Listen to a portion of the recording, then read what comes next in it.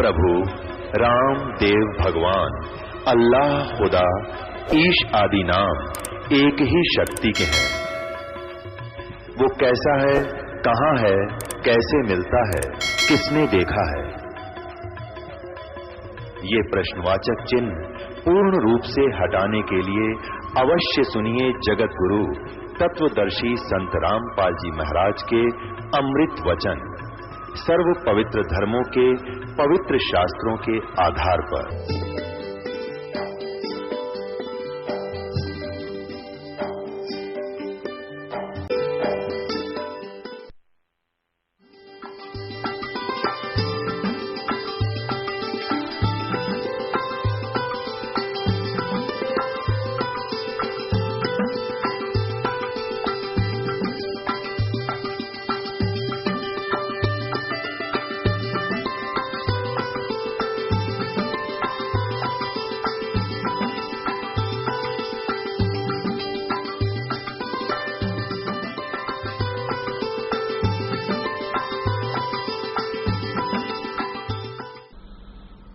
उस परमेश्वर की साधना ना करके आप अन्य साधनाएं करते हो, भक्ति करते हो, उनसे तुम्हें लाभ नहीं होता।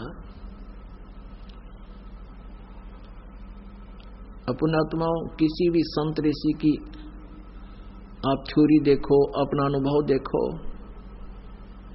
वो क्या कहते हैं कि जैसा भी किसी के प्रारब्ध में, संस्कार में लिखा हुआ है वो तो उसे भोगना ही पड़ेगा। एक दुखी प्राणी संकट निवारण के लिए क्या आशा करता है कि भगवान जीव के दुख दूर कर देता है? परमात्मा कहाँ मिलता है? संतों के पास जाते हैं कि वो परमात्मा की भक्ति करके और कुछ शक्ति प्राप्त कर लेते हैं और उस शक्ति से वो अन्य को भी सुख देते हैं। इसलिए वो कहां कहां जाते हैं? कोई ऋषि के पास, जंतर मंतर करने वाले के पास, कोई झाड़ फूक करने वाले के पास, और या किसी साधु संत के शिष्य भी बनकर जैसे वो बताते हैं वो साधनाएं करते हैं। और जब उनके संकट दूर नहीं होते हैं तो वो उस स्थान को छोड़ देते हैं, दूसरी जगह जाते हैं। जैसे कोई मंदिर में जाता है या कोई गुफाओं में जाते हैं या कोई पहाड़ों पर जाते हैं या कि तुलसी जाटी के धागे बांधते फिरते हैं, कोई कहीं किसी तीर्थ स्थानों पर जाते, वहां से कोई लाभ नहीं होता, तो फिर भी ये आत्मा हार नहीं मानती, क्योंकि इसको मालूम है कि एक परम शक्ति है परमात्मा जो सब दुख दूर कर सकता है। उसके लिए फिर कोई बताता है कि हमारे गुरुजी के पास चलिए, आपका सब कष्ट दूर हो जाएगा, वहां भी चले जाते।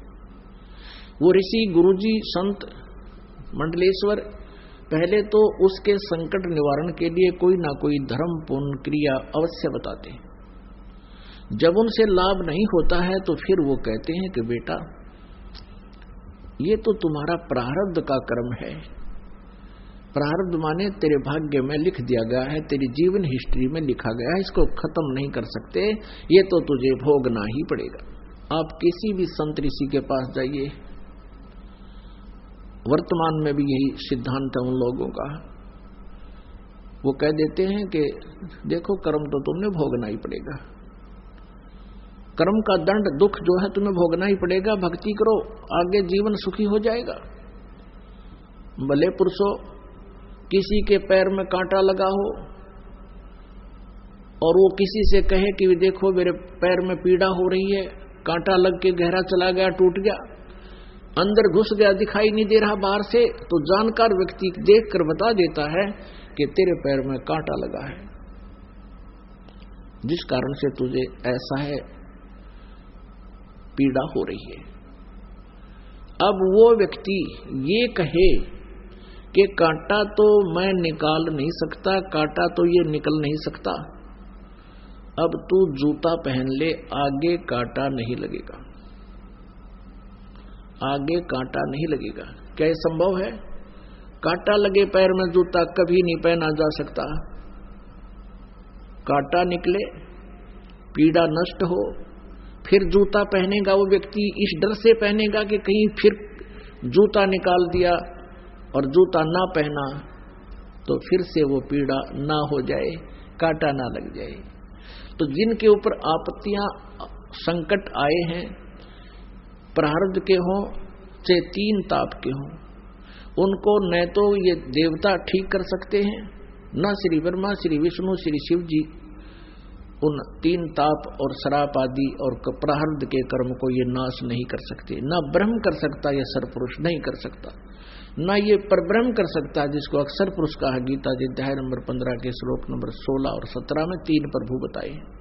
सरपुरुष और अक्षर पुरुष भी नहीं कर सकता, केवल परम अक्षर ब्रह्म, परम अक्षर पुरुष कबीर देव आपके उस प्रारब्ध के कर्म को भी नाश कर सकता है, पाप का नाश कर सकता है। मासा घटे न तिल बधे, बिदना लिखे जो लेख, सच्चा सतगुरु मेट कर भाई ऊपर मार दे मेघ। अब सच्चा सतगुरु यानी देखो यहां नकली सतगुरुओं की कमी नहीं, उनके पास ये जड़ी नहीं, वो पावर नहीं, और परमेश्वर भी स्वयं आते हैं, वो ऋषि संत के रूप में यहां प्रकट होते हैं,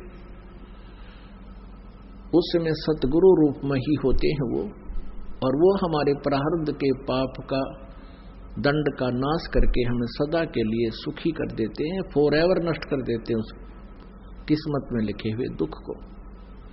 तुम कौन राम का जपते जापम, तात गुड नयतीनु तापम। तुम किन भगवानों की भक्ति करते हो जिनसे तुम्हारे ये तीन ताप भी नष्ट नहीं हुए, तुम्हारे दुख भी दूर नहीं हुए। अपनात्मा वो परमात्मा कबीर देव है, कबीर साहब है। अब फिर क्या होता है कि जब तक हमें परमेश्वर का सही मार्ग नहीं मिलता, परम संत मिलते नहीं, तो ऋषियों के पास, गुरुओं के पास जाते हैं। सभी पहले तो अपने धार्मिक क्रियाएं आपके ऊपर लाद देते हैं, आप भी दुख संकट निवारण के लिए उनको करना प्रारंभ करते हो। अंत में वे आपको ये जवाब दे देते हैं कि ये तुम्हारे प्रारब्ध में लिखा है, ये तो भोगना पड़ेगा। और उदाहरण देते हैं, जैसे भगवान विष्णु को श्राप दिया था नारद जी ने कि तू एक जीवन मेरे की तरह पत्नी के वियोग में बिताएगा, और वो दंड, वो श्राप, वो नारद जी के द्वारा दिया गया श्राप श्री विष्णु जी अपना भी श्राप नाश नहीं कर सके, उसको भी उन्होंने भोगना पड़ा। श्री रामचंद्र रूप में राजा दशरथ के घर जन्म हुआ, विवाह हुआ, विवाह होते ही वनवास हुआ, वनवास से 2 वर्ष के बाद ही सीता का अपहरण हुआ और लंका में निवास हुआ। बहुत समय तक वहां युद्ध हुआ, उसके बाद सीता जी को वापस लाए। 1 वर्ष 2 वर्ष के बाद सीता जी को फिर निष्कासित कर दिया। आजीवन श्री राम और श्री सीता जी कभी इकट्ठे नहीं रह सके। बच्चे कहीं, आप कहीं, वो प्राणी सुखी नहीं हो सकता। भले ही श्री रामचंद्र जी अयोध्या के राजा थे, लेकिन आप कहीं और पत्नी कहीं, बच्चे कहीं, तो वो जीव सुखी नहीं हो सकता। और ये ब्रह्मा विष्णु महेश एक जीव संज्ञा में है, ये परमात्मा नहीं है, पूर्ण परमात्मा नहीं है। अब ये बातें बड़ी खटकती हैं। पहली बार जो ये ज्ञान सुनता है उस आत्मा को, पुण्यात्मा इनके इतिहास में लिखा है, इस काल ने, ब्रह्म ने विष्णु और ब्रह्मा से कहा शिव पुराण में कि तुमने अपने आप को भगवान मान लिया एक दूसरे ने, और तुम युद्ध कर रहे हो, तुम्हारे ये भ्रम का निवारण करने के लिए मैं अब प्रकट हुआ हूं।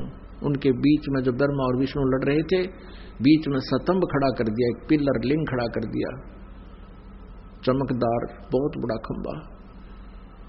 तब इसने जाकर कहा था कि तुम ईश नहीं हो, तुमने अपने आप को भगवान मान लिया, ये बहुत गलत किया। अब थोड़ी सी यहां झलक दिखानी पड़ेगी ना, तो ये कुनीन जितनी कड़वी है ये शब्द जो दास ने कहा कि ब्रह्मा विष्णु महेश ये भगवान नहीं है, क्योंकि ये स्वयं भी अपने कर्म के दंड को भोगा है, और भगवान किसी भी प्रकार का दंड नहीं भोगता।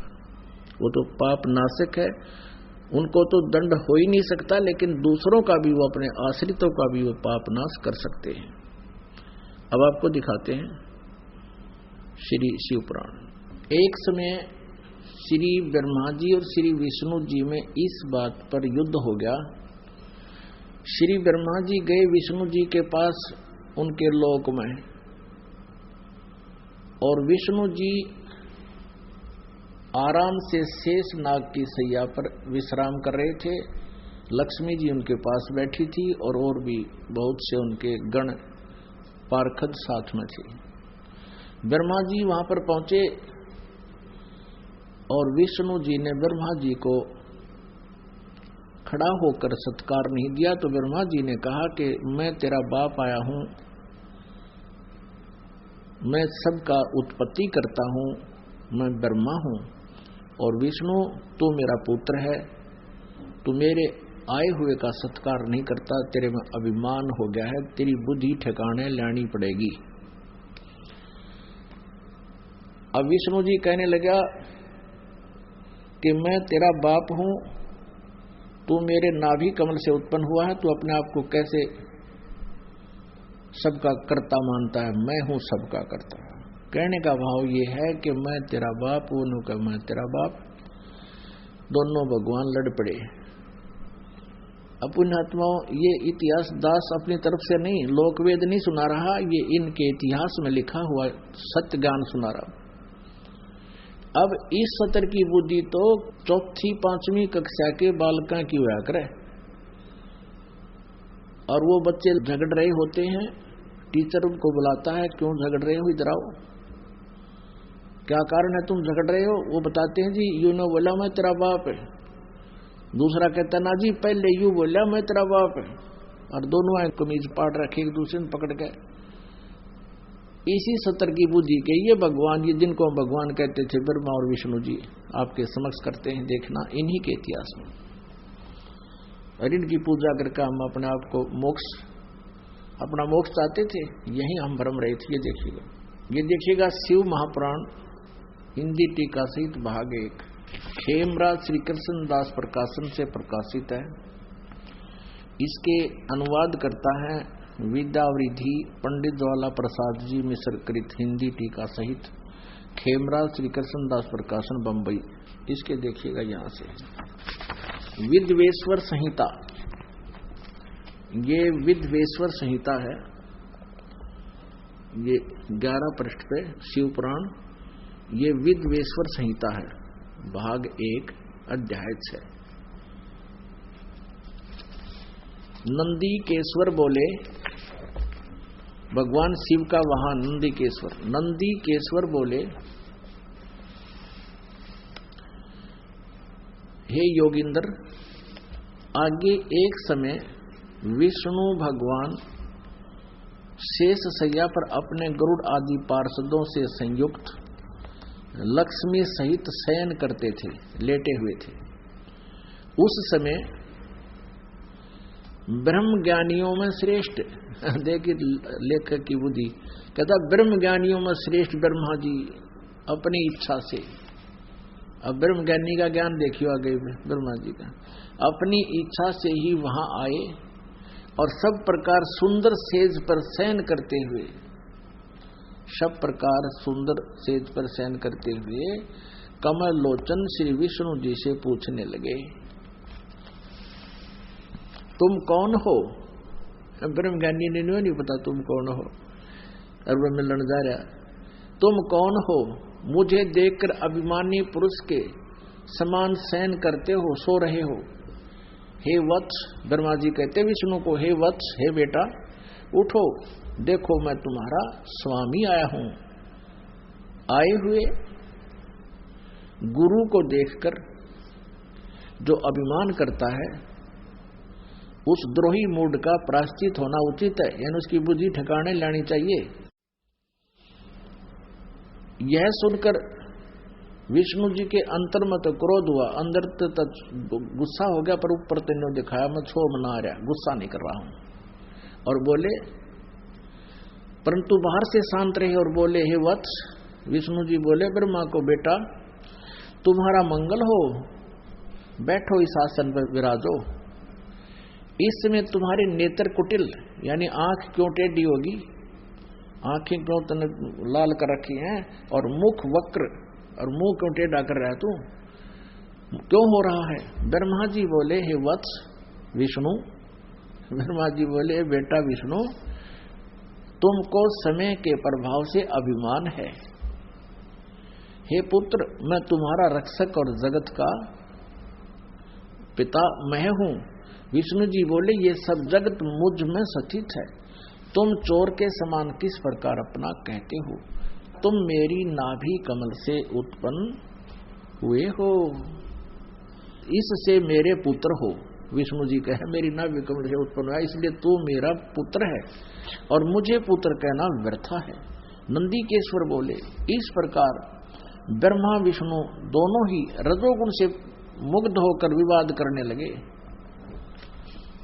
मैं श्रेष्ठ हूं, मैं स्वामी हूं, ऐसा कहकर एक दूसरे को मारने की इच्छा से युद्ध करने में उत्सुक हुए। अब श्रेष्ठ काड़े ने पता लग गया, जो मरने तैयार हो गए। आगे देखो, तब संपूर्ण देवता वो तो लठ बजा रहे हैं आपस में, ब्रह्मा और विष्णु तो मारने कटने को तैयार हो गए, और कहते हैं संपूर्ण देवता विमान में बैठकर उस महा अद्भुत युद्ध को देखने को चले आए, और आकाश में उनके ऊपर फूल बरसाने लगे। वारे देवताओं, देखो पुण्यात्माओं, इनकी अकल देखो हमारे देवताओं की। अब यहाँ के देवता भी से हैं, तो बाकी हमारे जैसों का ठिकाना कहाँ होगा? अब देखो पुण्यात्माओं, यदि किसी दो व्यक्तियों का आपस में कहासुनी हो जाती है और सभ्य लोग वहां इकट्ठे हों, तो वो क्या करते हैं, उनका बीच बचाव करवाते हैं, कहीं इनका आपस में झगड़ा होकर चोट ना लग जाए और इनकी मृत्यु ना हो जाए। तो इनको तो देवता कह सकते हैं, जो उनका बीच बचाव करे, और वो दोनों लड़े और देवता ऊपर तो फूल बरसावक, शाबाश मरो कटके। अरे वाह देवताओं, ये देवता है, तो इनको देवता कह सकते हैं? नालायक आदमी। और ये भगवान है जो इस बात पर लड़ने लग रहे, मैं तेरा बाप, उन्होंने कहने मैं तेरा बाप। आगे दिखाते हैं, देखिएगा। अब आपको थोड़ा सा मौखिक बताती, फिर आसानी से समझ में आओगी। अब यहां तक तो ये हो गया, दोनों ये लड़ने लगे ब्रह्मा और विष्णु जी, सिर्फ इस बात के ऊपर कि मैं तेरा बाप, वो कह मैं तेरा बाप। अब क्या होता है कि इनके बीच में इनके पिता ब्रह्म ने, जो काल रूपी ब्रह्म कहलाता है, जिसको सदाशिव भी कहते हैं, वो कभी अपने वास्तविक रूप में किसी के सामने प्रत्यक्ष नहीं होता, वो अन्य रूप बना लेता है। कभी विष्णु का रूप बना कर आ जाता है, कभी शिव का रूप अपने पुत्र का, और कभी ब्रह्मा का रूप बना करके किसी किसी को दिखाई देता है। तो ऐसे इसने सबसे पहले भ्रम पैदा करने के लिए इन दोनों के बीच में एक सतम खड़ा कर दिया, लिंग, बहुत लंबा पिलर तेजों में। तो ये दोनों लड़ाई बंद करके उस पिलर के ऊपर और नीचे के एंड को देखने के लिए चले गए। ब्रह्मा ने झूठ बोल दिया कि मैंने एंड देख लिया, इसका अंतिम सिरा देख लिया, और विष्णु जी ने सच्ची बता दी। तो उस समय ये काल प्रकट हो गया शिव रूप धारण करके, शिव रूप धारण करके, जैसे सिर पर जटा, गले में जो रुद्राक्ष की माला, और ये सर पर लेकर त्रिशूल वहां प्रकट हो गया अपने पुत्र शिव के रूप में। तब इसने दोनों से कहा कि तुमने अपने आप को भगवान मान लिया, ये अच्छी बात नहीं, तुम भगवान नहीं हो, तुम ईश नहीं हो। देखिएगा, अब ये समझाते हैं आपको। अब ये प्रश्न नंबर 17 आपको दिखाते हैं, विद्वेश्वर संहिता का शिव पुराण पृष्ठ 17 और विद्वेश्वर संहिता अध्याय 9। अब यहां नंदीकेश्वर बोले कि इस प्रकार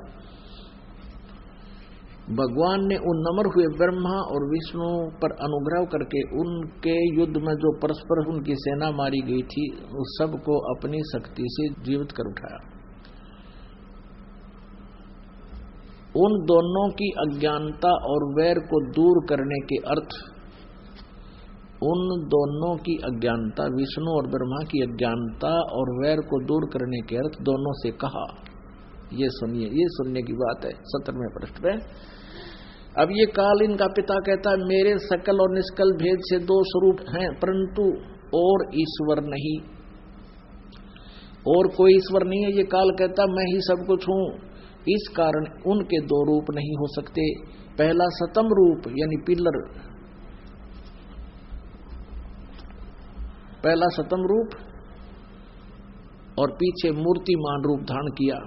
इसमें ब्रह्म रूप निष्कल है, निष्फल नहीं निष्कल है, और ईश्वर ईश रूप सगुण है। मेरे ये दोनों रूप सिद्ध हैं, दूसरे किसी के नहीं हो सकते। इस कारण तुम दोनों को अथवा दूसरों को ईश्वर तव की प्राप्ति नहीं हो सकती। तुमने जो अज्ञान से अपने को ईश माना, यह बड़ा ही अद्भुत हुआ है। तुम दोनों ने अपने आप को भगवान मान लिया। तुमने जो अज्ञान से, मूर्खता से अपने आप को भगवान मान लिया, ब्रह्मा और विष्णु को कह रहा है ये काल भगवान, ये शिव पुराण में लिखा है, यह बड़ा ही अद्भुत हुआ। और उसके दूर करने को ही, यानी तुम्हारी बुद्धि को ठिकाने लाने के लिए ही मैं रण स्थान में आया। अब तुम अपना अभिमान त्याग कर मुझ ईश्वर में अपनी बुद्धि लगाओ। मेरे प्रसाद से लोक में सब अर्थ प्रकाश करते हैं। या देखना, मैं ही परब्रह्म हूं, ये काल मूर्ख बनाओ इनको, मैं ही परब्रह्म हूं, मेरा ही कल अकल रूप है, ब्रह्म होने से मैं ईश्वर हूं, ब्रह्म होने से मैं ईश्वर हूं, अनुग्रह आदि ही मेरा कर्तव्य है, सर्वव्यापी होने से और जगत वर्धक होने से मैं ब्रह्म हूं। हे ब्रह्म केशव, समतव और व्यापक होने से मैं आत्मा हूं, मैं इस सब का ईश्वर हूं, यह मेरा है, मेरे सिवाय किसी दूसरे का नहीं है। प्रथम तो ब्रह्म तव ज्ञान के निमित्त निष्कल रूप का प्रारंभ हुआ। अब आपको दिखाते हैं, ये 18वें पृष्ठ पे, 18वां पृष्ठ हो गया, ये 17वां हमने पढ़ लिया। अब इन विद्वेश्वर संहिता 62 टीका 9वां अध्याय खत्म हो गया। अब ये 10वां यहां से प्रारंभ होगा। इस 10वें अध्याय में ये क्या कहता है, हे पुत्रो, ये काल कहता है हे पुत्रो, ये कृत आपने, यानी कृत माने ये जॉब, नौकरी, सतिथि और उत्पत्ति की तप से प्राप्त किया है, तुमने तप करके प्राप्त किया है, जो कि सृष्टि की उत्पत्ति और पालन कहाता है। ये कृत है तुम्हारे, सो मैंने प्रसन्न होकर तुम्हें दिया है। इसी प्रकार दूसरे दो कृत रुद्र और महेश को, अब ये ध्यान से देखना, यहाँ ये पुराण का ज्ञान बोल रहा है, जो यहाँ पर ये ब्रह्मा विष्णु महेश और इन रुद्रों से, जो 11 रुद्र हैं, उनसे भी भिन्न है। वो काल है और वही 21 ब्रह्मांड का स्वामी है।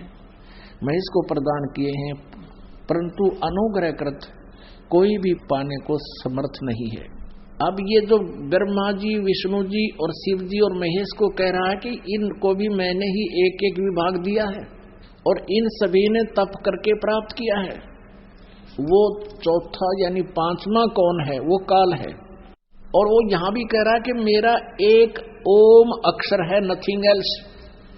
ये देखिएगा, विद्वेश्वर संहिता अध्याय 10 ही चल रहा है, पृष्ठ 19 पे। ये पृष्ठ नंबर 19, विद्वेश्वर संहिता अध्याय 10। अब यहां से पढ़ेंगे हम। ये 19 पृष्ठ पर देखिएगा, रूप वेशकृत आसन वाहन और आयुध में हमारी क्षमता है। हे सौम्य, मेरे ज्ञान के विमुख होने पर, मेरे ज्ञान के विमुख होने से तुम्हें अज्ञानता आ गई। मेरा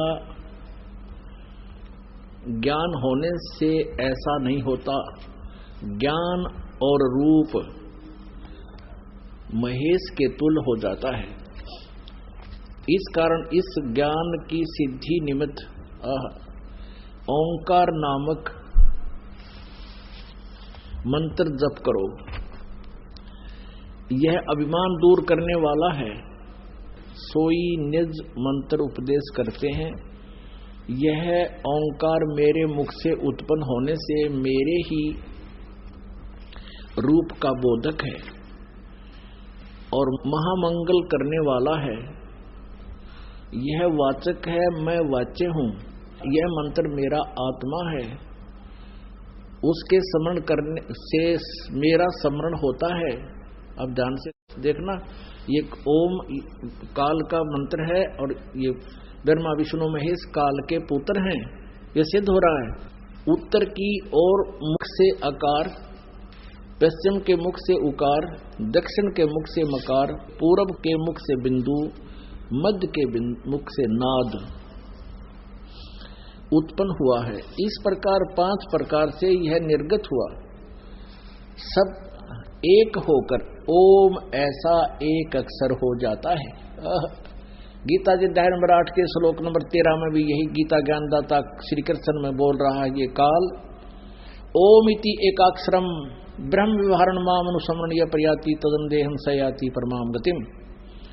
तो सिद्ध हो गया कि ये जो पुराण का ज्ञान दे रहा शिव पुराण का, ये काल है और यही श्री कृष्ण में प्रवेश करके बोल रहा है और ब्रह्मा विष्णु महेश इसके पुत्र हैं। यह सब नाम रूपात्मक वेद भूत दोनों कुल अर्थात स्त्री पुरुष भेद से भौतिक शरीर वर्ग 2 का भेद वाला है। वह इसी मंत्र से व्यापक है और शिव शक्ति का बोधक है। इसी ओंकार से सब जगत का बोधक प्रणव उत्पन्न हुआ है। अकार आदि मकार कर्म से अर्थात अकार से, नकार से, उकार से, मकार से सी व नाद से यह प्रकट हुआ है। और इसी पंचाक्षर से 5 भेद से मात्र का आकार से ये सारा कुछ लड़कान हुए। इससे शिरो मंत्र और 4 मुख से त्रिपाद गायत्री यानी ओम नाम से ही सारा कुछ आगे इसके ये सब इसी से बने करोड़ मंत्र उत्पन्न हुए इसी से, लेकिन मूल मंत्र यही है। इस श्रेष्ठ मूल मंत्र से सब सिद्ध भोग और मोक्ष की सिद्धि होती है आदि आदि। अच्छा, इस कहने का भाव ये है, इस मूल संस्कृत जैसे गीता प्रेस गोरखपुर से प्रकाशित इस विद्वेश्वर संहिता का अनुवाद करते समय गीता प्रेस गोरखपुर से प्रकाशित शिव पुराण के अंदर इन्होंने अपनी सोच ठोक दी, वहां लिख दिया ओम नमः शिवाय ये मंत्र जाप करो। लेकिन मूल संस्कृत में मूल पाठ में कहीं पर भी ऐसा नहीं है कि ओम नमः शिवाय जाप करो। ये लोक वेद का मंत्र है और इसने सिर्फ एक ओम का जाप करने को कहा है कि इस मूल मंत्र के जाप से ही सब लाभ होगा। आगे करोड़ों मंत्र जो तुमने बना लिए वो व्यर्थ हैं। इसलिए तो गीता जी अध्याय नंबर 8 के श्लोक नंबर 13 में कहा कि ओम इति एकाक्षरम ब्रह्म व्यवहारण माम अनुसमरण यह प्रयाति तदंदेहम सयाति परमाम गतिम। ये देखिएगा शिव पुराण, ये गीता प्रेस गोरखपुर से प्रकाशित है।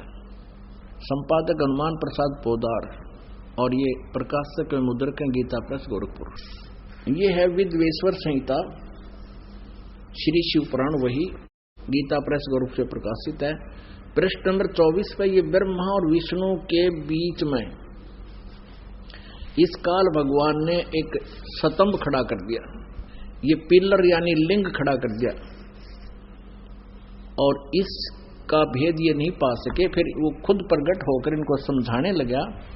ये पृष्ठ नंबर 25 पे 24 पे आपने वो स्तंभ देखा। नीचे ब्रह्मा और विष्णु ने पूछा उस काल भगवान से, ब्रह्म से, सदा शिव से, हे प्रभु सृष्टि आदि 5 कर्तव्यों के लक्षण क्या हैं, यह हम दोनों को बताइए। भगवान शिव बोले यानी काल ब्रह्म बोला, मेरे कर्तव्यों को समझना अत्यंत गहन है, तथापि मैं कृपा पूर्वक तुमको उनके विषय में बताता हूं। ब्रह्मा च्युत इसको कहे हैं विष्णु को, सृष्टि, पालन, संहार, तिरोभाव और अनुग्रह, ये 5 ही मेरे जगत संबंधी कार्य हैं जो नित्य सिद्ध हैं। अब 26 पे देखो, कमाल कर दिया। ये 26 पे है, यहां देखिएगा। पुत्रो, वही वर्णन है जो आपको अभी खेमरा श्री कृष्णदास प्रकाशन से पढ़कर सुनाया था, ये तो वही है नू का नू। पुत्रो, तुम दोनों ने तपस्या करके प्रसन्न हुए मुझ परमेश्वर से सृष्टि और सतीथि नामक 2 कृत्य प्राप्त किए हैं। विष्णु और ब्रह्मा को कह रहा है, ये काल ब्रह्म, ये दोनों तुम्हें बहुत प्रिय हैं। इसी प्रकार मेरी विभूति स्वरूप रुद्र और महेश्वर ने, ये मैं नहीं है, 2 अन्य उत्तम कृत्य संहार और तिरोभाव मुझसे प्राप्त किए हैं, परंतु अनुग्रह नामक कृत्य दूसरा कोई नहीं पा सकता। अब यहां देखेंगे, अब ये जो बोल रहा है ये ब्रह्मा विष्णु में, इसका पिता ब्रह्म है, काल है। मैंने पूर्व काल में अपने स्वरूप भूत मंत्र का उपदेश किया है जो ओंकार के रूप में प्रसिद्ध है। वह मंगलकारी मंत्र है। सबसे पहले मेरे मुख से ओंकार यानी ओम प्रकट हुआ, जो मेरे स्वरूप का बोध कराने वाला है। ओंकार वाचक है, मैं वाच्य हूं। यह मंत्र मेरा स्वरूप ही है। प्रतिदिन ओंकार का निरंतर स्मरण करते रहने से मेरा ही सदा स्मरण होता है।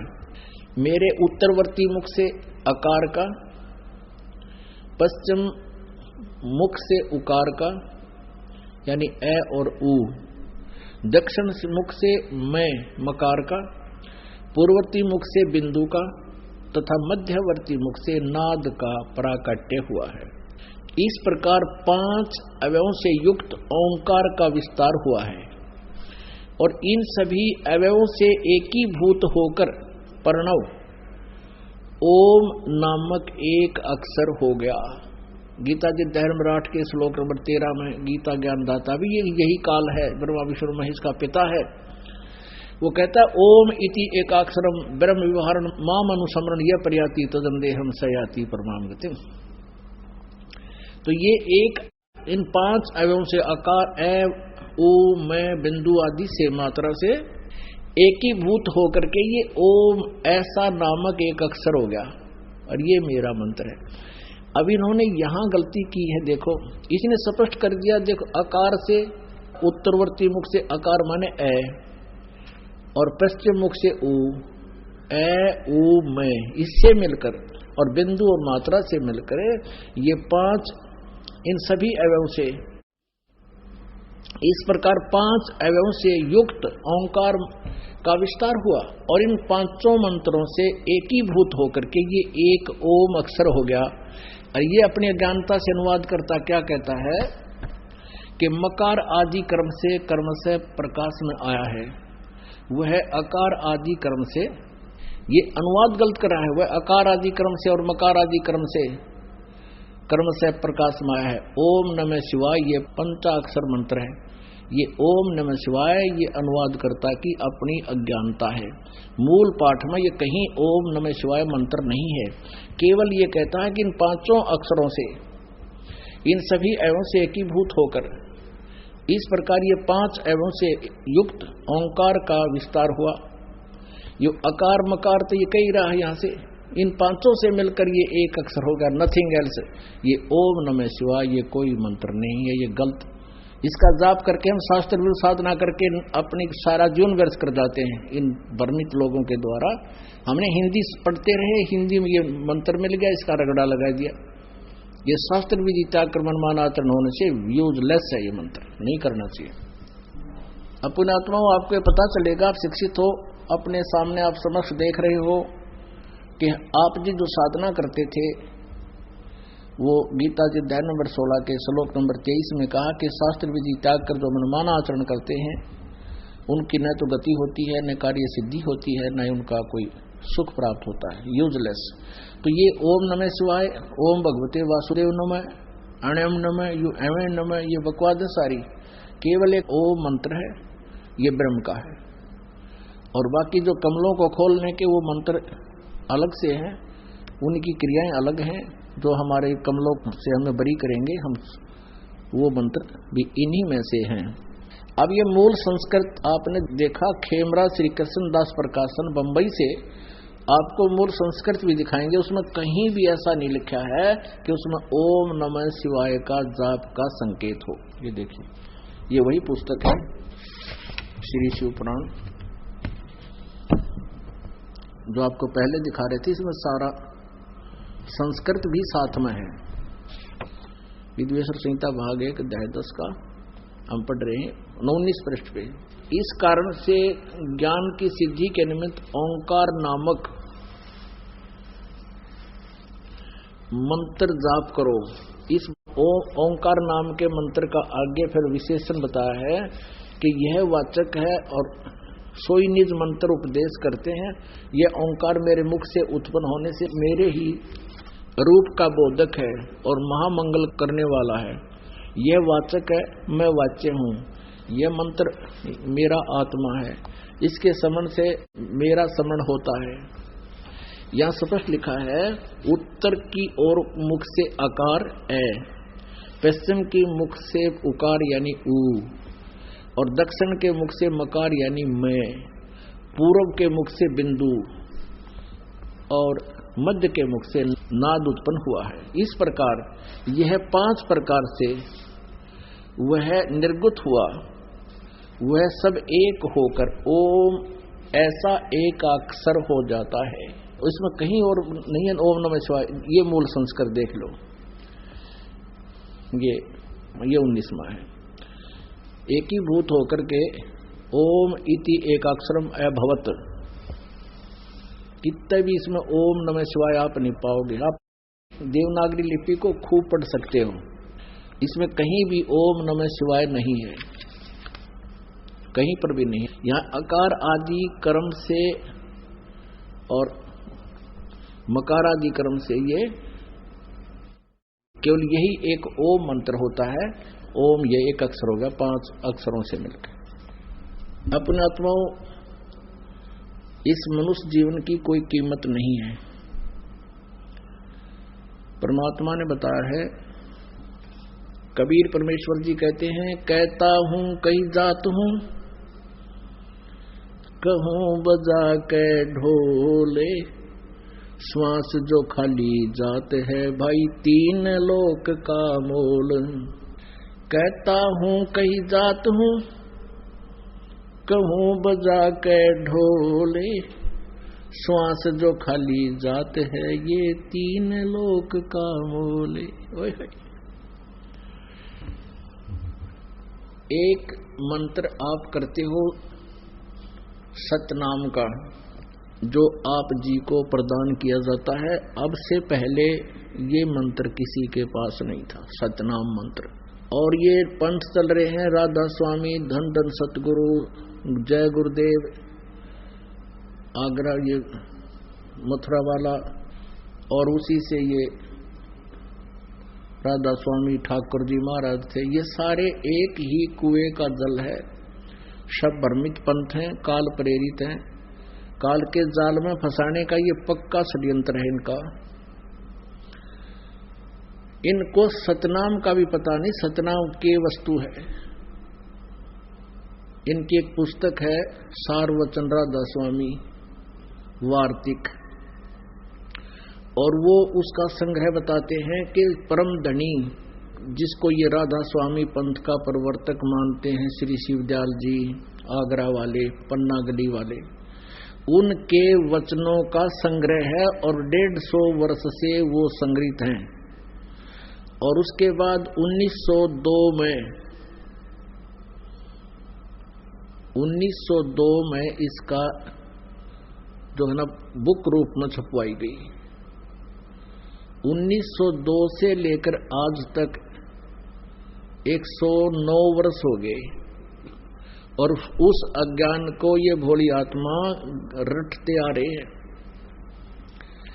उसमें लिखा है, एक जगह तो लिखा है कि सतनाम 5वीं मंजिल है, 5वीं मंजिल सतनाम। और फिर बताया है कि सतनाम को सतलोक भी कहते हैं, सतनाम को सतपुरुष भी कहते हैं, और सतनाम को सारनाम भी कहते हैं, सतनाम को सतलोक भी कहते हैं, सतपुरुष भी कहते हैं, और सतनाम को सतनाम भी कहते हैं। इनकी बुद्धि घुमा रखी थी काल ने। अरे सतनाम 2 अक्षर का जाप है, सतनाम माने सच्चा नाम, और ये इसको कहीं तो सतनाम बताते हैं। और एक जगह है ये सावन सिंह जी, जिनको धन धन सतगुरु वाले पंथ के प्रवर्तक का भी गुरु मानते हैं, श्री सावन सिंह जी ने अपनी पुस्तक लिखी है संत मत भाग, 4-5 भाग बनाए उसने। उसके तीसरे भाग में लिखा है, एक जगह तो लिखा है कि सतनाम स्थान है, आगे फिर किसी ने पूछा कि 4 राम की व्याख्या करते हुए बताते हैं कि सतनाम असली राम है। इन सतनाम का नहीं वेरा आज तक, कहते झूठा ज्ञान और ध्यान कहाँ लाओ, ये बाद वेदा चतुराई। जब तुम्हारा ज्ञान ही नल है, कोई थ्योरी लिखता है बच्चा स्टूडेंट, उस लिखे हुए थ्योरी पर लिखे हुए उस विधान के आधार से वो प्रैक्टिकल करता है तो सफल होता है। जिसका थ्योरी ही गलत है तो प्रैक्टिकल ठीक कैसे हो सकता उसका। तो जो भी उस संत रूप में बैठे उस शिवदयाल जी ने अपने जीवन में जितने भी डले ढोए उनका अनुभव है, ये जो उनकी सार नाम राधा स्वामी वार्तिक, और उसमें उन्होंने ये ज्ञान दे रखे है। तो वो ध्यान कहाँ लगाते हो, 2.5 घंटे सुबह 2.5 घंटे शाम, जब तुम्हारा ज्ञान ही गलत है, तुम्हारी थ्योरी ही गलत है। तो यहां परमात्मा कहते हैं ये सतनाम है 2 अक्षर का, जिसमें एक ओम अक्षर है, और जैसे ओम तत् सत में 3 मंत्र बताए, इनमें से एक तत् मंत्र सांकेतिक ये दास बताएगा उसको, और दूसरा नहीं बता सकता, अधिकारी भी नहीं है, और उस दास से पहले किसी को इसका पता भी नहीं था। लेकिन परमात्मा कबीर जी ने 600 वर्ष पहले अपनी वाणी में ये लिखा था, और उसको अब डिस्क्लोज करना था, पहले गुप्त रखना था। ये परमात्मा का आदेश था। इसी कारण से आदरणीय नानक साहिब जी ने भी इस 2 अक्षर के सतनाम का जाप किया, लेकिन अन्य किसी भी शिष्य को प्रदान नहीं किया, और न ही उनको जाप करने का आदेश दिया। जैसे समंदर की साखी, जैसे गुरु नानक देव जी की साखी है, जन्म साखी, उनमें समंदर की साखी है, उसमें मर्दाना और बाला दोनों गुरुदेव से प्रार्थना करते हैं कि हमें श्रीलंका दिखाने की कृपा करो। तो उन्होंने कहा कि चलो समंदर के ऊपर का चल पड़े, जैसे थल पर चलते हैं, और उनसे कहा कि तुम वाहेगुरु वाहेगुरु जपते रहना। मर्दाना और बाला तो वाहेगुरु जप रहे हैं, और नानक जी ये 2 मंत्र का जाप जप रहे हैं, सतनाम जप रहे हैं मुख से मौखिक। उस दिन मर्दाना ने भी वही सतनाम जाप शुरू कर दिया, वो डूबने लगा समुद्र में। तब गुरुजी ने पूछा, मर्दाना तू वही जाप कर जो मैंने कहा, तू मेरी रीस मत कर, मेरे वाला जाप मत कर। तब उसने वही जाप किया, वो 2 अक्षर का जाप बंद कर दिया। अपनात्मा इससे भी ये बात प्रमाणित होती है कि सुनियोजित तरीके से परमात्मा यहां तक लाए हैं इस रहस्य को। परमेश्वर कबीर जी ने कहा था धर्मदास जी को, धर्मदास तो 1,00,000 दुहाई, ये सार नाम कहीं बार ना जाई, ये असली मंत्र कहीं बार ना जाई। और इस मूल ज्ञान को भी, यथार्थ ज्ञान को भी अभी तक छुपा के रखना है। अब कलयुग के इस समय में इसको डिस्क्लोज करना था। इससे सिद्ध है कि ये मंत्र अभी किसी के पास नहीं था। गुरु नानक देव जी को अवश्य पता था, लेकिन इन्होंने आगे परमात्मा के आदेश से किसी को, सिख समाज को नहीं दिया, क्योंकि अब तक अगर ये मंत्र पहले से डिस्क्लोज होता तो ये नकली काल के दूसरा दस्वामी वाले इसका मंत्र बताते पाते, 2 अक्षर का ये मंत्र जाप करो, फिर ये दास क्या बताता आपको, और वो नाम ये देवी देते तो वे अधिकारी नहीं थे, इसलिए वो काल के जाल में फिर भी रख देते आपको। तो इस प्रकार परमात्मा ने आप पे मेहर करी है, और इस परमेश्वर के इस सतनाम के जाप से आपके पाप कटेंगे, आपके श्राप कटेंगे, आपके ऊपर 3 ताप का जो दुख, भूत प्रेत पितर जो भी आपके ऊपर आपदाएं आई हैं, ये सब नष्ट हो जाएंगे। क्या बताते हैं, जब ही सतनाम हृदय धरो भयो पाप को नाशे, जैसे चिंगारी अग्नि की भाई पड़े पुराने गाशे। कबीर परमात्मा कहते हैं अपने उस सच्चिदानंद घन ब्रह्म की वाणी में, कबीर वाणी में, उस तत्व ज्ञान में कहते हैं, जब ही सतनाम हृदय धरो। हृदय धरण का अर्थ यहां पर है कि जब आपको यो नाम मिल गया और आपने सच्चे दिल से इसका जाप शुरू किया, नियमित रहे और मन में किसी प्रकार की कोई विक्षेप आपका उत्पन्न ना हो गुरु, परमात्मा और मंत्र के प्रति, फिर ये आपके हृदय धरा गया। उसके बाद जब तुम सुमन करोगे सच्चे दिल से और बिल्कुल निशंका होकर के, निसंसित होकर के, फिर देखना इसका कितना कमाल होता है। तो जब ही सतनाम हृदय धरो भयो पाप को नाश, और मानो चिंगारी अग्नि की पड़े पुराने घास। 1000 क्विंटल और चाहे 1000 टन सूखा घास अडंगा पड़ा हो कहीं पर, और उसको ढोण लग गया आदमी, कदे भी ना उठना कितना दरिया जा, एक माचिस की सीख जलाकर चिंगारी ला दे, उसमें सारे नफसवा करके राख बना दी और चलेगी तेज हवा, इधर उधर बखेर कर उसको कति क्लियर कर देंगे। तो यहां परमात्मा कहते हैं, जब ही सतनाम हृदय धरो भयो पाप को नाशी, जैसे चिंगारी अग्नि की भाई पड़े पुराने घासी।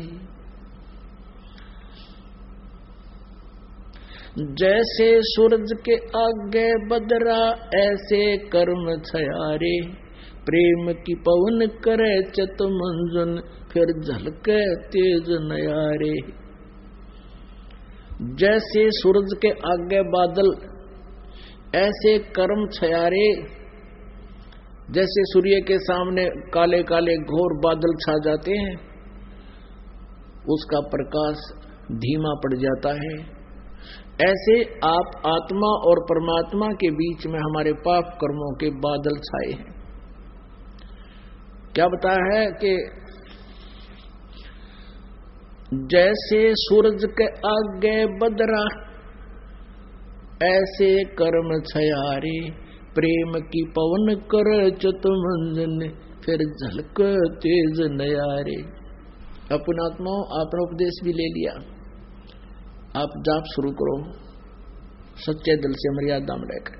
कुछ दिनों के बाद क्या होगा कि इस मंत्र से आपके असंख्य जन्मों के पाप जो संचित भी हैं, संचित भी वर्तमान में जो कर रहे हैं, ये भी समाप्त हो जाएंगे। क्योंकि प्रतिदिन हम जाप करते हैं, जैसे साबुन लगाते हैं कपड़ा साफ हो जाता है, डेली मैला भी होता है, साफ हो जाता है। और पहले के कपड़े मैले रखे हुए भी साफ कर लेंगे, साबुन मिल गया, तेल मिल गया, सारी व्यवस्था मिल गई हमारी।